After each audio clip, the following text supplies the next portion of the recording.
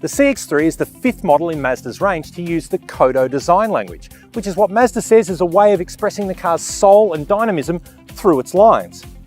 You've got the blacked out skirt, arches, side and floating rear roof on the car, which all results in a really smart and attractive little package, which works well in all 8 colours of the CX-3 range, particularly our test car's dynamic blue mica paint. The CX-3 is a little bit longer than the Mazda 2 on which it's based. In fact, it sits roughly halfway between the 2 and the Mazda 3, its bigger brother. It is taller than both of those, however, at 1.5 metres, which does give you that all-important high riding position, but it's not so tall that, say, storing a bike on top with optional roof racks is not an impossible task. Now, being a sports utility vehicle, practicality is the name of the game. And back here, there's a 264-litre boot, which doesn't sound like much and can actually fill up quite quickly when you put something like a small backpack inside. But this is a compact SUV, so overall size is not what it's about. It's actually quite configurable back here. The boot floor can raise up, giving a secure area below, which is actually a handy place to store the rear parcel shelf when it's not in use, for example, if you're carrying a pet. Moreover, it gives you a flat load floor, allowing you to fold down the 60/40 rear seat, giving a total cargo volume of 1174 litres. Not bad for a car of this size. Now, I'm 6'3" and I've got a reasonable amount of headroom and my toes are very comfortable given the slightly higher riding position of the CX-3.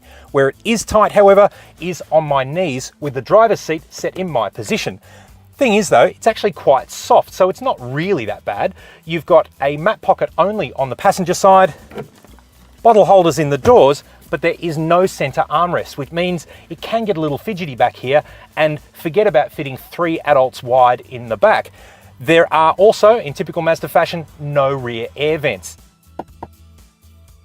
Up front, there's a really pleasant driving position. Now, vision out of the CX-3 is actually pretty good, despite the swooping glasshouse at the rear.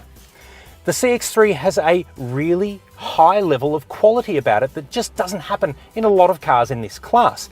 There is a mix of materials, but even some of the harder stuff feels really nice. The seats aren't terribly supportive, but they are very comfortable. In this S Touring model, second top of the range, it's still manually adjustable, but you do have height control on the driver's side. Now, all grades of the CX-3, except for the entry-level Neo, receive Mazda's 7-inch MZD touchscreen, which is paired to a rotary controller down here on the console and provides navigation, audio, including internet applications, and a reverse camera. This alone lifts the quality feel of the car. Now, there's storage in the glove box, a handy place to put your phone right next to the USB charge points in front of the gear shifter.